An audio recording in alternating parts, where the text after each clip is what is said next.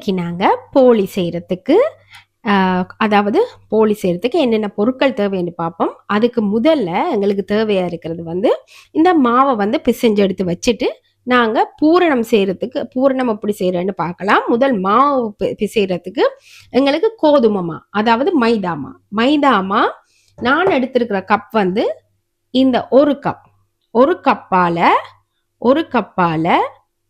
1.5 cup எடுத்து வச்சிருக்கிறேன். 1 cup மா, அடுத்தது 1/2 கப் மா, 1.5 கப் மா எடுத்து வச்சிருக்கிறேன். அதோட எங்களுக்கு தேவையானது தண்ணி, சும்மா நார்மலாக கொஞ்சம் தண்ணியும், அதோட எண்ணெய் தேவை. நான் கொஞ்சம் நெய் விட்டு எண்ணெயோட கலந்து வச்சிருக்கிறேன். உங்களுக்கு விருப்பம் வேண்டா நீங்க நெய் பாவிக்கலாம், இல்லாட்டி நீங்க சன்ஃப்ளவர் ஆயிலோ இல்லாட்டி சும்மா நீங்க வந்து உங்களுக்கு விருப்பமான ஆயில் பாவிக்கலாம். அந்த வாசம் இல்லாம இருக்க வேணும். நான் கொஞ்சம் நெய்யும் கலந்து விட்டுருக்கிறேன். அதோட எங்களுக்கு தேவையானது வந்து சுகர் வந்து ஒரு 1/2 டீஸ்பூன், சுகர் வந்து ஒரு 1/2 டீஸ்பூன். அதோட வந்து உப்பு வந்து ஒரு 1/2 டீஸ்பூன். இவ்வளவுதான் எங்களுக்கு தேவை. இனி நாங்க மாவை பிசைவோம். எப்படி பிசைறேன்னு பார்க்கலாம். முதல்ல இந்த மாவை இதோட கலந்து, இந்த சீனியும் இதுவும் போட்டு கலந்து போட்டு நாங்கள் என்ன செய்யணும், கொஞ்சம் கொஞ்சமாக எல்லாத்தையும் குழச்சி விட்டுட்டு கொஞ்சம் கொஞ்சமாக நாங்கள் வந்து தண்ணி விட்டு பிசையலாம்.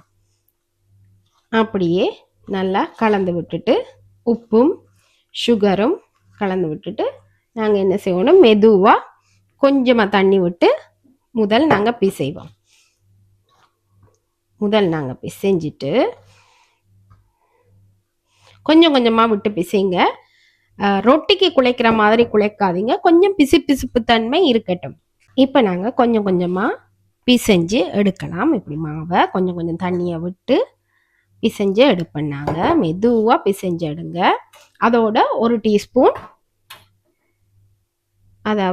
டீஸ்பூன் எண்ணெய், நான் நெய்யும் கலந்து வச்சிருக்கிறேன். உங்களுக்கு விருப்பம் வேண்டாம் கலக்கலாம், இல்லாட்டி தேவையில்லை, நீங்கள் வந்து எண்ணெயை பாவிச்சு கொள்ளலாம். இப்படி நல்லா பிசைஞ்சிட்டு நாங்கள் பார்ப்போம். முதல் நான் பிசைஞ்சிட்டு உங்களுக்கு காட்டுறேன் எப்படியான பதத்தில் இருக்கணும்னு. இப்போ பாருங்க, இந்த மாவை பிசைஞ்சிருக்கிறத இங்கே பாருங்க. இங்கே இப்படி கொஞ்சம் பிசுப்பு தன்மையாக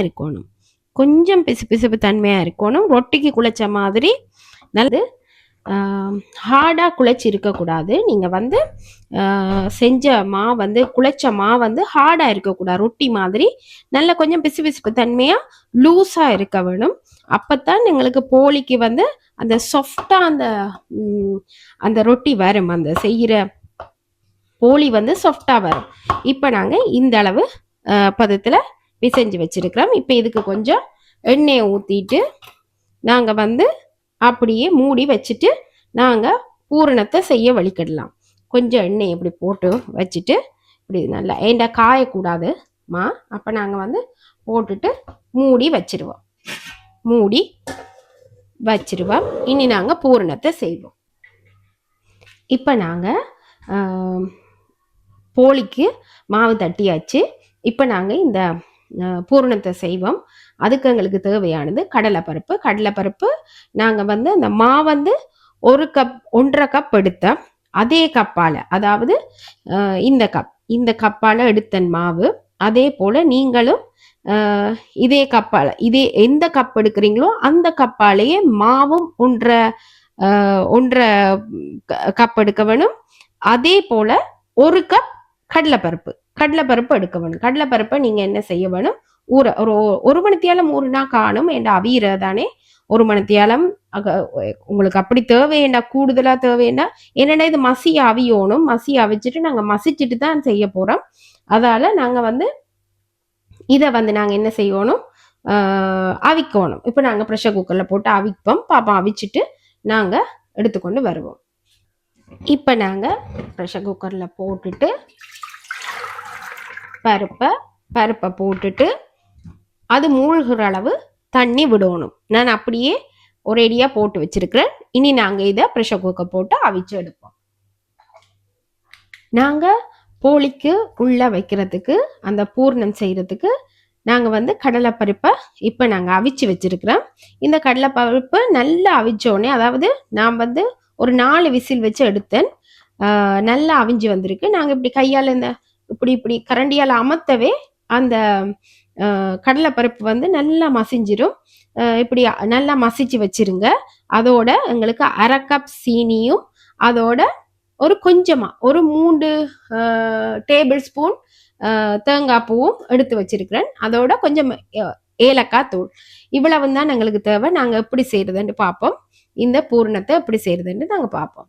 இப்போ நாங்கள் ஒரு பேனை அடுப்பில் வச்சுட்டு அதுக்கு பிறகு நாங்கள் என்ன செய்யணும்னா, நாங்கள் கொஞ்சம் சீனியை இப்படி பேனில் போட்டுட்டு லைட்டாக ஒரு 2 டீஸ்பூன் தண்ணி விட்டுட்டு, 2 டீஸ்பூன் தண்ணி தான் விடணும். 2 டீஸ்பூன் தண்ணியை விட்டுட்டு நாங்கள் என்ன செய்யணும், லைட்டாக இப்படி கிளறிட்டு அதுக்குள்ள நாங்கள் என்ன செய்யணும், இந்த பருப்பை இதுக்குள்ள நாங்கள் போட்டுருவோம். பருப்பை போட்டுட்டு இந்த மசிச்சு வச்சிருக்கிறோமே பருப்பு, அந்த பருப்பை நாங்கள் அப்படியே கடலைப்பருப்பை மசிச்சு வச்ச கடலைப்பருப்பை எல்லாத்தையும் நாங்கள் போட்டுருவோம். போட்டுட்டு அதை வந்து நாங்கள் இப்படியே கிளறி விட வேணும். இப்படியே கிளறி கொஞ்ச நேரம் கிளறினோடனே நல்லா எல்லாம் ரெண்டும் சீனியும் இதுவும் சேர்ந்து வரும். அதோட நாங்கள் கொஞ்சம் தேங்காய் பூவும் போடுவோம். தேங்காய் பூ போட்டால் இன்னும் நல்லா டேஸ்ட்டாக இருக்கும். தேங்காய் பூவோட டேஸ்ட் தேங்காய் பூவும் கடலைப்பருப்பும் சுகரும் சேரும்போது நல்ல ஒரு டேஸ்ட் வரும். நாங்கள் போட்டு இப்படியே நாங்கள் கிளற வேண்டியதுதான். இப்படியே கிளறி நாங்கள் உங்களுக்கு காட்டுறேன் என்ன பதத்தில் வருமெண்டு. இதை கொஞ்ச நேரத்தால் நீங்கள் கொஞ்ச நேரம் ஆற விட்டுட்டு மிக்சியில் அடிச்சிங்கன்னா, இந்த இடையில எப்படி நாங்கள் மசிச்சாலும் சின்ன சின்ன அந்த பருப்பு இருக்கும். நாங்கள் என்ன செய்யணும், மிக்சியில் அடிப்போம். கொஞ்ச நேரம் ஆற விட்டுட்டு மிக்சியில் அடிச்சு எடுத்தா நல்ல மா மாதிரி வந்துடும். அதுக்கு பிறகு நாங்கள் சின்ன சின்ன உருண்டைகளாக பிடிக்கலாம். வாங்க எப்படி செய்கிறதுன்னு பார்ப்போம். பிறகு கொண்டு வந்து நான் என்ன செய்தேன், மிக்சியில் அடிச்சு எடுத்தோடனே பாருங்கள் நல்ல மா மாதிரி வந்துட்டு, இனி நாங்கள் இதை சின்ன சின்ன உருண்டையா இப்போ பாருங்க இப்படி விழுகுது. அதை நீங்கள் எடுத்துட்டு வெளியே வைக்கவே அப்படி வந்துடும், இறுகி வரும். நீங்கள் என்ன செய்யுங்க, அப்படியே சின்ன சின்ன உருண்டைகளாகி வச்சுட்டு நாங்கள் மாவில் தட்டி அப்படி வைக்கிறேன்னு பார்ப்போம். இப்படி சின்ன சின்ன உருண்டையெல்லாம் இந்த பாருங்க கையில் ஒட்டாது. இங்கே பாருங்க சின்ன சின்ன உருண்டைகளாக இப்படி உருட்டி வச்சிருங்க. வச்சுட்டு அதுக்கு பிறகு நாங்கள் மாவை இந்த குட்டி குட்டி உருண்டையா, உங்களுக்கு பெரிய உருண்டை பெருசாக வேணுமெண்டா, போலி பெருசுண்டா பெரிய உருண்டையாக செஞ்சு கொள்ளுங்க. நான் குட்டி குட்டி உருண்டையாக செய்ய போகிறேன். குட்டி குட்டி போலி செய்ய போகிறேன். கொஞ்சம் பெருசாகவும் கொஞ்சம் சின்னதாகவும் செய்ய போகிறேன். சரி, நாங்கள் இனி பார்ப்போம் மாவை எப்படி தட்டுறது. இப்போ பாருங்கள், இந்த மாவை இங்கே நல்ல சாஃப்டாக இருக்குது. அப்படி எண்ணெய் ஊற்றி வச்சதால் எங்களுக்கு வந்து நல்ல சாஃப்டாக இருக்குது. நாங்கள் சின்ன சின்ன உருண்டைகளை அடுத்து கவுண்டர் டாப்பில் நாங்கள் வந்து இப்படி சின்ன சின்ன உருண்டையை அடுத்து நல்லா இப்படி வட்டமாக்கிட்டு, அது கவுண்டர் டாப்பில் வந்து நீங்கள் என்ன செய்யணும், கொஞ்சம் மாவை தூவிட்டு அதுக்கு மேலே இந்த உருண்டைகளை இப்படி வையுங்க. இப்படி வச்சுட்டு அதுக்கு பிறகு எடுத்து ஒவ்வொண்டா அதை தட்டுவேன். நாங்கள் இப்படி ஒவ்வொண்டா நாங்கள் தட்டலாம். உருண்டைகளை சின்ன சின்ன உருண்டைகளை அந்த அளவு நீங்கள் எந்த அளவு பூர்ணத்தை உருண்டையாக்குனீங்களோ அதை போல் நீங்கள் இப்படி எடுத்து வச்சுட்டு பாருங்கள், நான் ஒன்று செய்து காட்டுறேன் உங்களுக்கு. இந்த மாவில் துவச்சிட்டு தான் நீங்கள் என்ன செய்யணும், மாவில் தான் இது பண்ணணும். ஏன்னா இது சரியான சாஃப்டாக இருக்குது.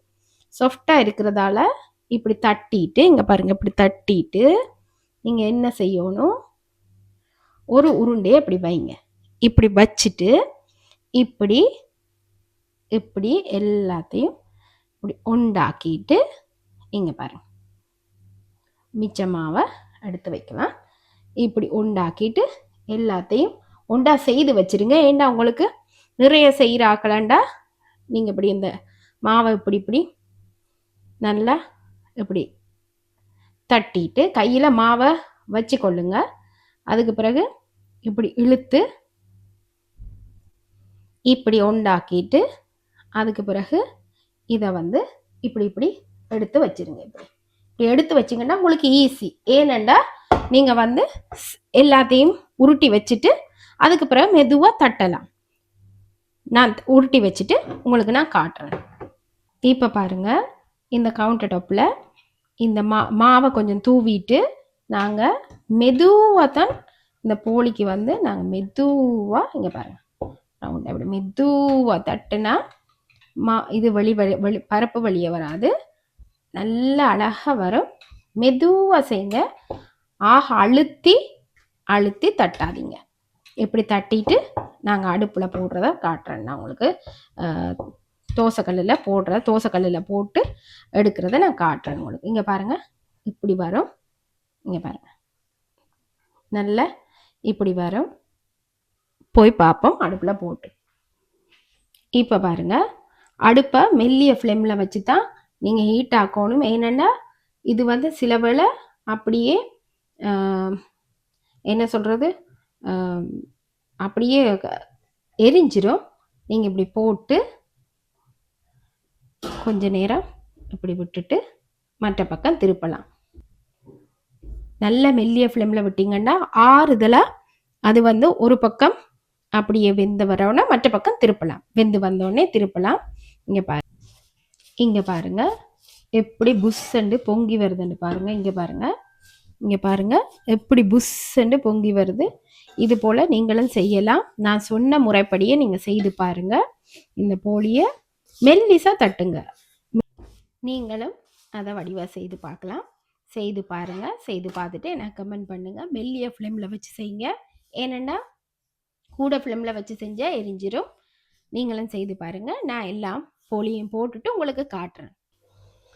பாருங்கள், நாங்கள் செய்த போலி எவ்வளவு சாஃப்டாக வந்திருக்குன்னு நீங்கள் பாருங்கள். பூ மாதிரி இருக்குது, பேப்பர் மாதிரி இருக்குது, ஒரு வெடிப்பு கூட இல்லை, நல்ல சாஃப்டாக வந்திருக்கு. நீங்களும் செய்து பாருங்கள். நான் சொன்ன மெத்தட்லேயே செய்து என்ஜாய் பண்ணுங்கள். நாங்கள் இன்னொரு வீடியோவில் சந்திப்போம்.